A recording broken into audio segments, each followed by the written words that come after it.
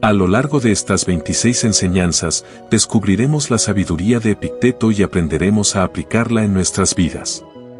Exploraremos temas como el control y la responsabilidad, el manejo de las emociones, la virtud y la ética, la aceptación y la resignación, y la búsqueda de la libertad interior y la serenidad. Estas lecciones nos guiarán a través de una transformación fundamental, de seres que reaccionan a los eventos externos, a seres que cultivan un dominio sobre sí mismos y alcanzan una independencia de espíritu. Aprenderemos a distinguir lo que está bajo nuestro control de lo que no lo está, y a enfocar nuestros esfuerzos en lo que verdaderamente importa. Acompáñanos en este viaje por el legado de Epicteto y déjate inspirar por su visión del florecimiento humano. Prepárate para descubrir cómo alcanzar una vida virtuosa, resiliente y serena, a través de la sabiduría de uno de los filósofos más profundos y visionarios de la antigüedad. Adelante, comencemos a explorar las 26 enseñanzas esenciales de Epicteto. 1. Entonces, ¿qué hay que hacer? Aprovechar al máximo lo que está en nuestro poder y tomar el resto como suceda naturalmente. 2. ¿Tengo que morir, y tengo que morir gimiendo también? Estar encadenado. ¿Debe también lamentarse? Exiliado. ¿Qué es lo que me impide ir sonriendo, alegre y sereno? Traicionar un secreto, no lo traicionaré, porque esto está en mi propio poder. Entonces te encadenaré. ¿Qué dices, hombre? ¿Encadenarme? Encadenaste mi pierna, pero ni Júpiter mismo puede mejorar mi decisión. Te arrojaré a la cárcel, decapitaré ese miserable cuerpo tuyo. ¿Alguna vez te dije que solo yo tenía una cabeza que no podía ser cortada? 3. Esto es haber estudiado lo que tiene que estudiarse, haber hecho que nuestros deseos y aversiones sean incapaces de ser restringidos o realizados. Debo morir. Si es instantáneamente, moriré instantáneamente, si es en poco tiempo, cenaré primero y, cuando llegue la hora, entonces moriré. ¿Cómo? Como se convierte en alguien que restaura lo que no es suyo. 4. Eres tú quien te conoces a ti mismo y qué valor te das a ti mismo y a qué ritmo te vendes a ti mismo, porque diferentes personas se venden a sí mismas a diferentes precios. 5. Solo considera a qué precio vendes tu propia voluntad y elección, hombre, la menos, no te vendas por una bagatela. La grandeza y la excelencia tal vez pertenezcan a otros, como Sócrates. ¿Por qué, entonces, aun naciendo con una naturaleza semejante, no todos, o el mayor número, llegan a ser como él? ¿Es que todos los caballos son rápidos? ¿Todos los perros son sagaces? ¿Por qué, entonces, si la naturaleza no me resulta amigable, tengo que descuidar el cuidado de mí mismo? Que el cielo no lo permita. Epicteto es inferior a Sócrates, pero si es superior a esto me basta. Nunca seré Milo y sin embargo no descuido mi cuerpo, ni Creso y sin embargo no descuido mi propiedad, ni, en general, omitimos el cuidado de nada de lo que nos pertenece por la desesperación de llegar al más alto grado de perfección. 6. Si una persona pudiera estar convencida, como debería, del principio de que todos somos originalmente descendientes de Dios y de que Él es el Padre de los dioses y de los hombres, concibo que nunca pensaría de manera mezquina o degenerada acerca de sí mismo. Supongamos que César te adoptara, ¿no habría que soportar tus miradas arrogantes y no estarás contento de saber que eres el hijo de Júpiter? ¿Cuál es el negocio de la virtud? Una vida próspera. 7. ¿Dónde está la mejora entonces? Si alguno de vosotros, renunciando a lo externo, recurre a su propia facultad de decisión, para ejercitarla, terminarla y hacerla conforme a la naturaleza, elevada, libre, desenfrenada, sin trabas, fiel, decente. Si ha aprendido también, que quien quiera que desee o sea oponga a las cosas por su propio poder no puede ser fiel ni libre, sino que necesariamente debe ser cambiado y arrojado con él hacia arriba y hacia abajo y debe necesariamente estar sujeto a los demás, a aquellos que pueden procurar o impedir lo que desea o a los que se opone. Si, levantándose por la mañana, observa y cumple estas reglas, se lava y come como un hombre de fidelidad y honor y así, en cada tipo de acción, Se ejercita en su deber principal, como corredor, en el negocio de las carreras, como orador público, en el negocio de ejercer su voz. Este es el que verdaderamente mejora, este es el que no ha viajado en vano. Pero si está totalmente decidido a leer libros, y ha trabajado solo en ese punto, y ha viajado para eso, le ordeno que se vaya a casa inmediatamente, y que no descuide sus asuntos domésticos, porque ha viajado para nada. Lo único real es estudiar cómo librar su vida de lamentos y quejas, y de, ay, y, estoy deshecho, y de desgracias y desilusiones y aprender qué es la muerte, qué es el exilio, qué es la cárcel, qué es el veneno, para que pueda decir en una cárcel, como Sócrates, mi querido Crito, si así lo desean los dioses, que así sea, y no, viejo desdichado, me he quedado con mis canas para esto. 8. Ofrecemos sacrificios a los que nos han dado el maíz y la vid y no damos gracias a Dios por los que han producido ese fruto en el entendimiento humano, por el cual proceden a descubrirnos la verdadera doctrina de la felicidad. 10. Es fácil celebrar a la providencia por cada acontecimiento que ocurre en el mundo si una persona no tiene más que estas dos circunstancias en sí misma, una facultad de considerar lo que le sucede a cada individuo y un temperamento agradecido. Sin la primera no percibirá la utilidad de las cosas que suceden y sin el otro no estará agradecido por ellas. Si Dios hubiera creado los colores y no hubiera creado la facultad de verlos, ¿cuál habría sido su utilidad? Ninguna. 11. ¿Quién ha ajustado la espada a la funda y la funda a la espada? ¿Nadie?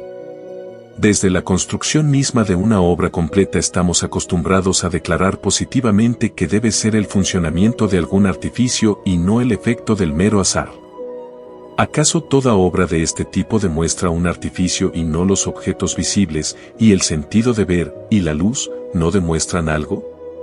¿Acaso la diferencia entre los sexos y su inclinación hacia los demás y el uso de sus diversos poderes no demuestran tampoco estas cosas un artificio? Por supuesto que sí. 12. Dios ha introducido al hombre como espectador de sí mismo y de sus obras y no solo como espectador, sino también como intérprete de ellas. Por lo tanto, es vergonzoso que el hombre comience y termine donde lo hacen las criaturas irracionales. Más bien debe comenzar allí, pero terminar donde la naturaleza misma ha fijado nuestro fin y este es la contemplación y la comprensión y en un esquema de vida conforme a la naturaleza. Tened cuidado, pues, de no morir sin ser espectadores de estas cosas.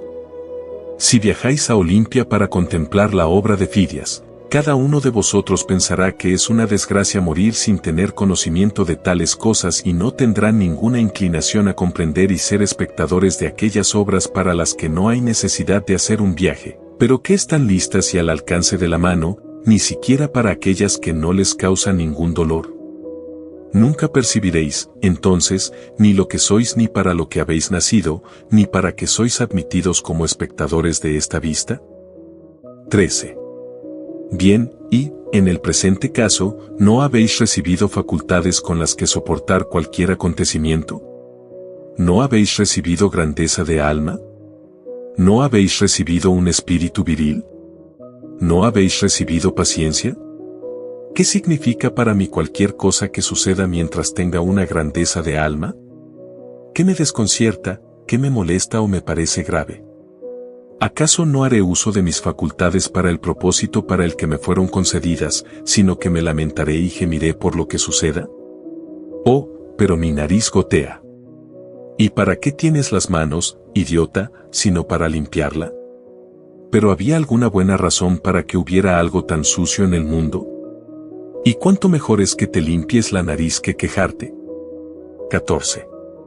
¿Cuál es la profesión del razonamiento? Establecer las posiciones verdaderas, rechazar las falsas y suspender el juicio en las dudosas. ¿Es suficiente, entonces, haber aprendido simplemente esto? Es suficiente, entonces, que aquel que no cometa ningún error en el uso del dinero, simplemente haya oído que vamos a recibir las buenas piezas y rechazar las malas? Esto no es suficiente. ¿Qué más hay que añadir? Esa facultad que prueba y distingue qué piezas son buenas y cuáles son malas. Por lo tanto, también en el razonamiento, lo que ya se ha dicho no es suficiente, sino que es necesario que seamos capaces de probar y distinguir entre lo verdadero y lo falso y lo dudoso. Es necesario. 15. Si me preguntáis qué es lo bueno en el hombre, no tengo nada que deciros, salvo una cierta regulación de la decisión con respecto a la apariencia de las cosas. 16.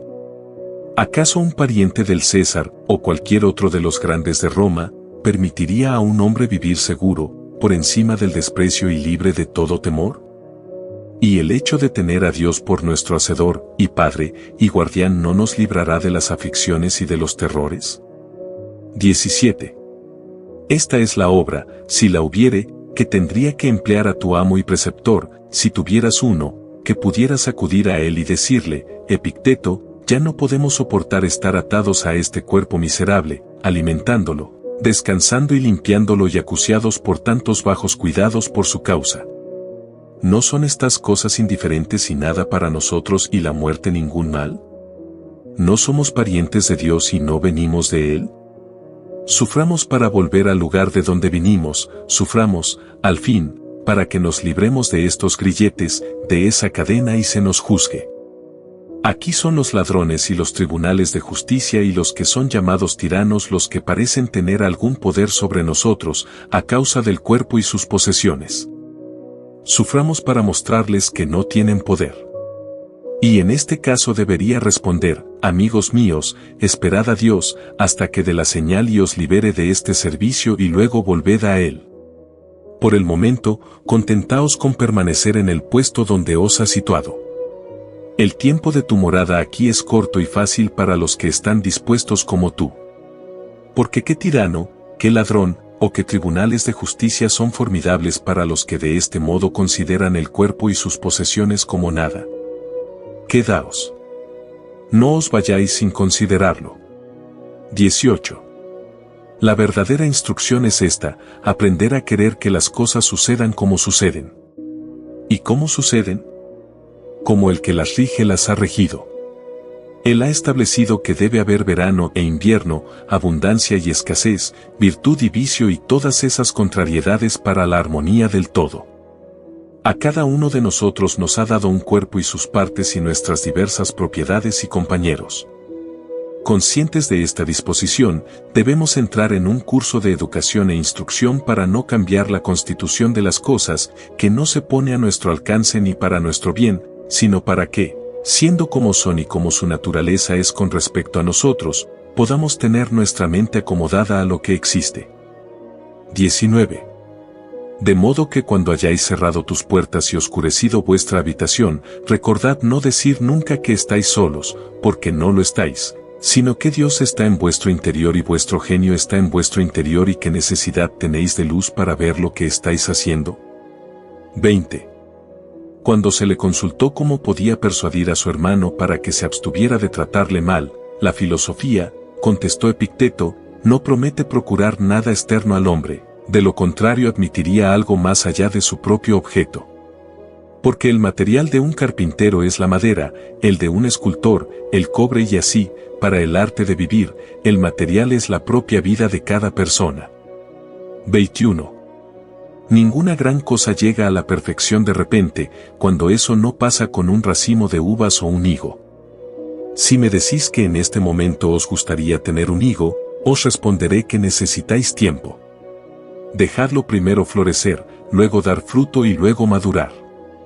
¿No es entonces cuando el fruto de una higuera llega a la perfección de repente y en una hora y pretendéis el fruto de la mente humana en tan poco tiempo y sin problemas? Os lo digo, no esperéis tal cosa. 22. No deberíamos, ya estemos cavando, o arando, o comiendo, cantar himnos a Dios. Grande es Dios, que nos ha provisto de estos instrumentos para labrar la tierra, grande es Dios, que nos ha dado las manos, el poder de tragar, un estómago, que nos ha dado para crecer insensiblemente, para respirar en el sueño. Aún estas cosas tendríamos que celebrarlas en cada ocasión e incluso hacer de ellas el tema del himno más grande y divino, que nos haya dado la facultad de aprenderlas y usarlas de una manera apropiada. 23. Entonces, ¿quién es invencible? Aquel a quien nada, independientemente de su elección, desconcierta. 24. Los filósofos hablan de paradojas. ¿Y no hay paradojas en otras artes? ¿Qué es más paradójico que pincharle el ojo a alguien para que vea? Si una persona le dijera esto a un ignorante de la cirugía, ¿no se reiría de él? ¿Dónde está la maravilla? Entonces, sí, también en filosofía, muchas verdades aparecen como paradojas para el ignorante. 25. Sócrates solía decir que no deberíamos vivir una vida sin examen. 26. Cuando vayas a cualquiera de los grandes, recuerda que hay otro, que ve desde arriba lo que pasa y a quien debes agradar más que a los hombres.